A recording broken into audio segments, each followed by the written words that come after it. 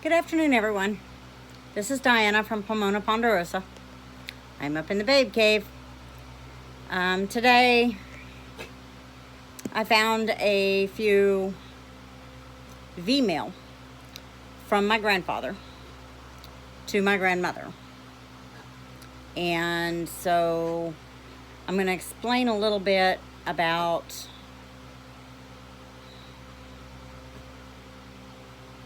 V-mail and a little bit about World War II, a little bit about this project, and a little bit more about our family. My grandfather was a chaplain in World War II, and I come from a long background of military. My grandfather was in World War II. My father served in the U.S. Army during Vietnam. My uncle served in the Army during Vietnam. Butch and I both served. I served 5 years. Then we started to have children, and we both decided that the climate that we were in, which was during the Iraq War, the first Gulf War, we did not want our children to grow up with both parents gone. And that was the situation that we were faced with at that time. So it was decided for me to get out, and Butch continued. And he served 22 years. Now the legacy has passed on, and both of our children are in the military. Our son's in the Marines, and our daughter is in the Air Force.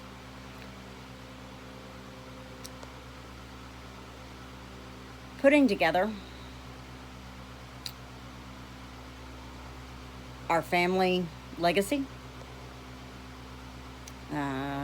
gathering all the materials that I was entrusted with. I have bags and boxes and paper sacks, or had paper sacks full of pieces of paper.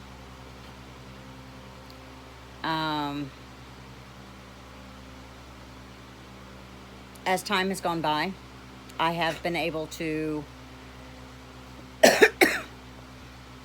consolidate and organize, and I'm still in the process. There's still piles and piles to go through. Because back in World War II, they didn't have phones. They didn't have video. They didn't have FaceTime and Snapchat and all this. Everything went through the U.S. Postal Service. So what I'm doing today is I found a few more pieces of V-mail while unpacking boxes here at the new house that I need to get into the collection in date order.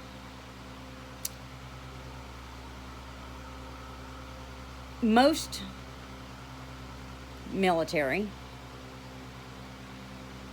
once they received their letter, they either were forced to throw it away, burn it, destroy it, or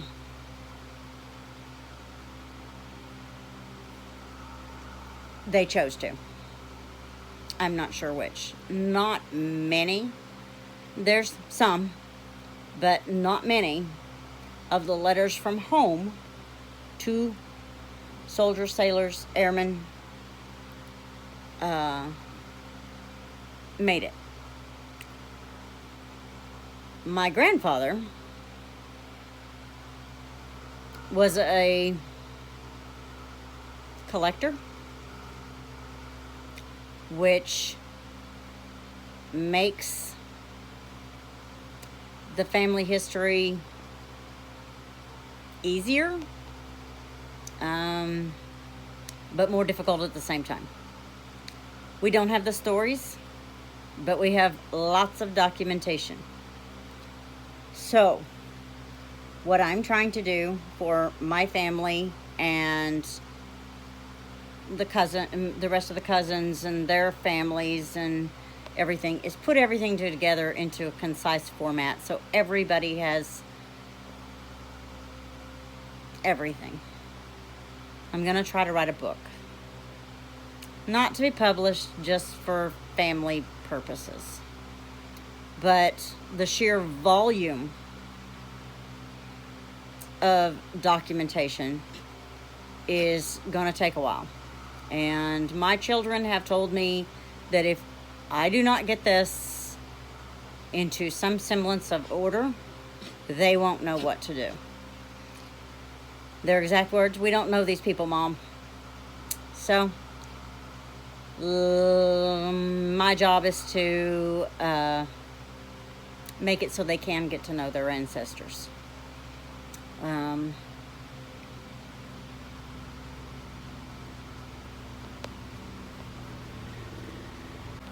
V-mail was the only form of communication between service members and their families.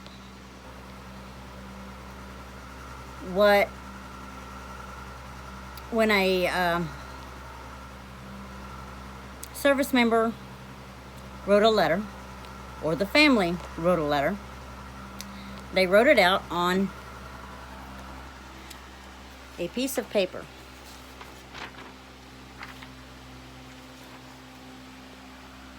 A normal sized sheet of paper, and folded it up and folded it in half and then sealed it.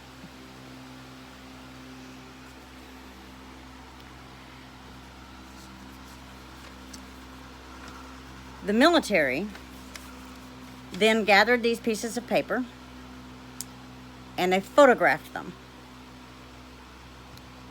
And they put all these photographs, negatives, onto microfiche in a reel. Sort of like, for those of you that don't know, the younger generation, a movie reel. But a lot thinner, a lot smaller. Because paper mail weighs a lot. So, rather than have bags and bags and bags of thousands of pounds of paper, they had the photographs, the negatives. And those would be shipped either stateside or to wherever the soldier was deployed.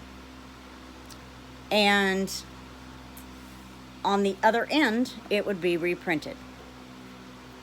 But it would be reprinted much, much smaller.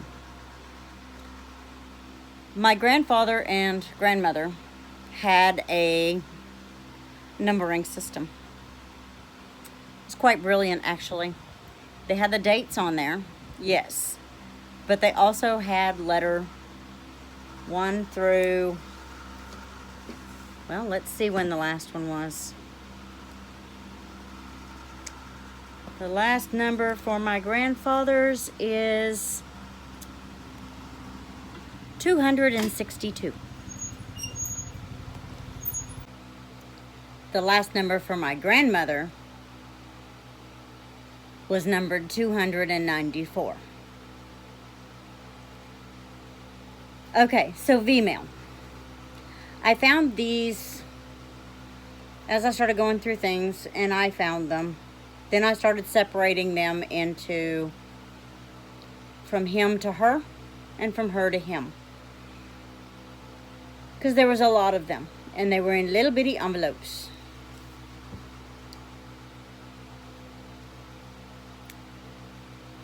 Compared to a normal sized piece of paper, give me 1 second.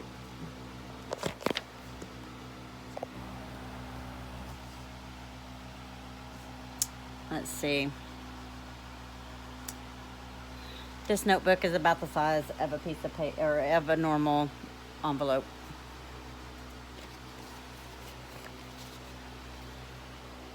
So you have, if I can get it on there, about a quarter of the size of a normal envelope. Okay, the V-mail would be folded up and put into the little envelope so that the address would read through the little window.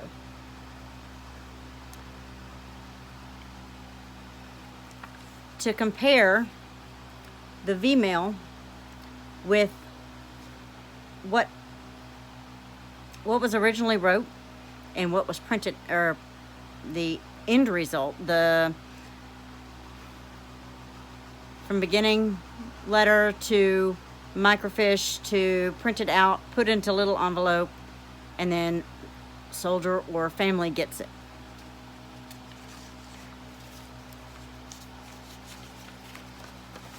This is a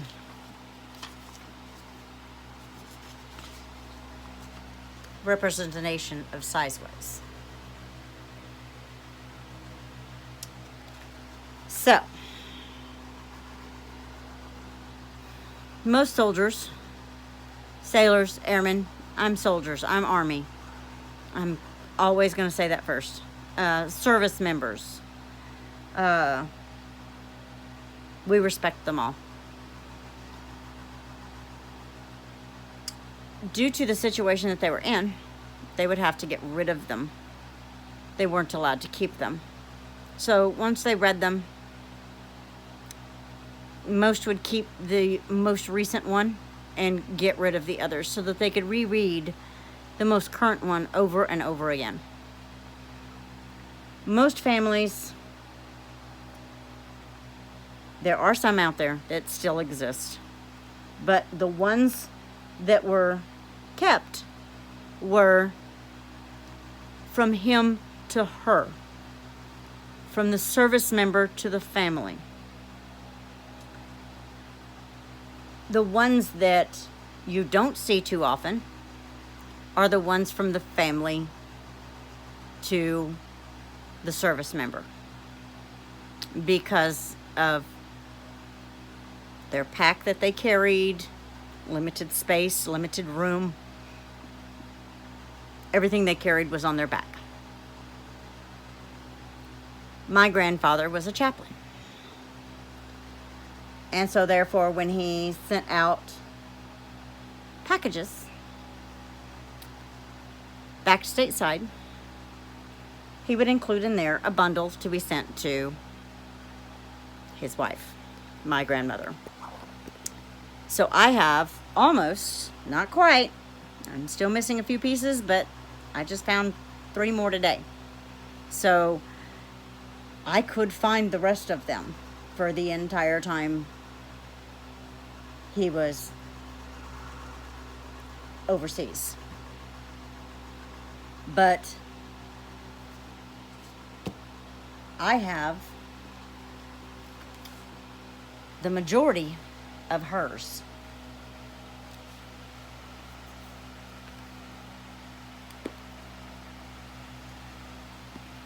These are double-sided, meaning the photo album pages are double-sided. So there's, for each page, there's 4. Each individual page, there are 4.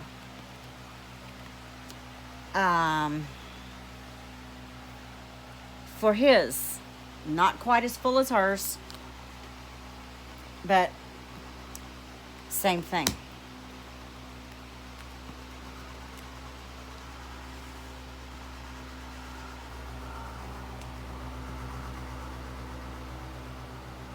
To say that this journey is going to be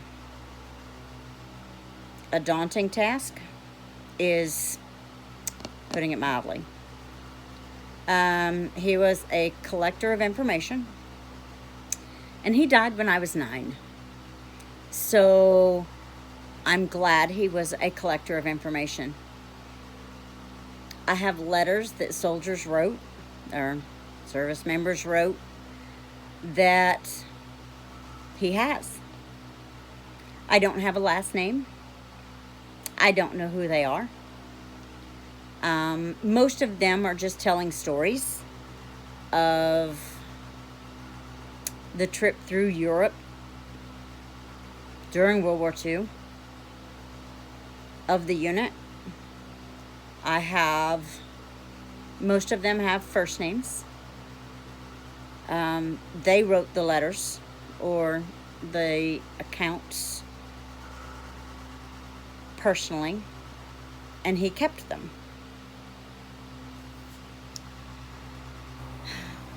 So for the V-mail, this is just her to him, him to her. 2 inches on each one. And still more to be found. Still more papers.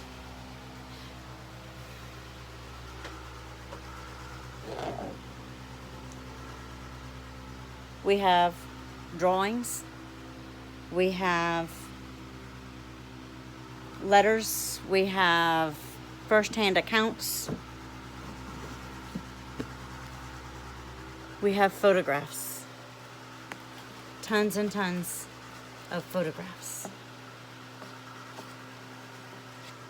Here's my grandfather. During World War II, at one of his services overseas.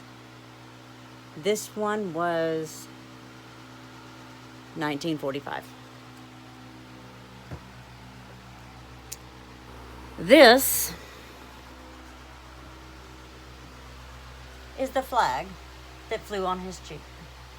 One of them. I have several.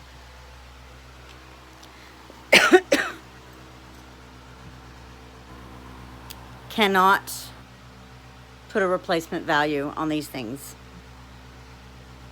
This is our living history.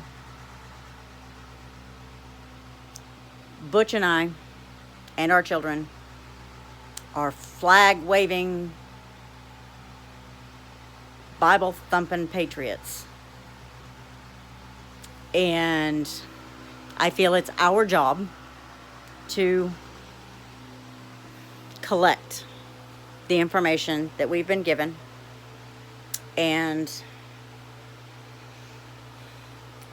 put it into an understandable format for our children. I think I said earlier in the video that I plan on trying to write a book for the family, writing it down. My grandfather, was an amazing artist. I have so many examples of his work. That will be in future videos as I try to put everything into a timeline. He wrote books.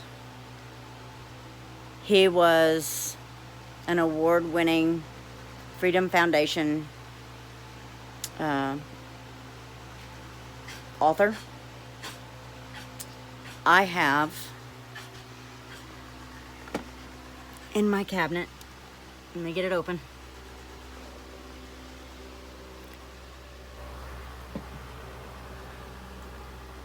piles and piles of paper and documents. He wrote books on how to teach patriotism to your children. He wrote about the American values. He was a political artist, political cartoons for the Kilgore News Herald. Don't hold me to that name. They're still in publication. But I have negatives and drawings and originals and prints and newspaper clippings. So if you are interested in following along with this little series, Don't know how little it's going to be. I'm the turtle. I'll keep plugging away at it until it's done. This way, my cousins, their children, can know a little bit more about their grandfather and great-grandfather. And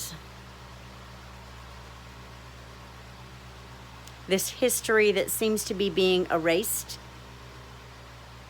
can live in our younger generation. Of that, I'm very passionate.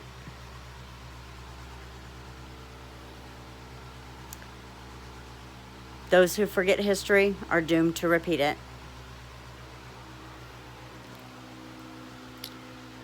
So anyway, that's a little bit close, wasn't it? If you want to follow along on this journey through this history, I will be reading some stories.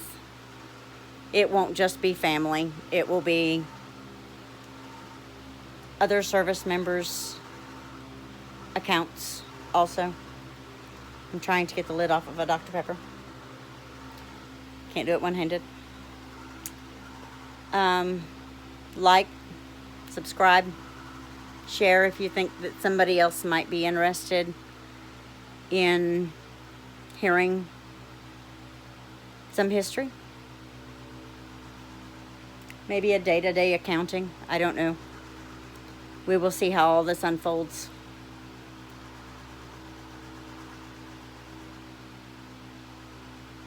But I look forward to sharing the journey, documenting it for our children and their children. And I will leave you with a little bit of chocolate.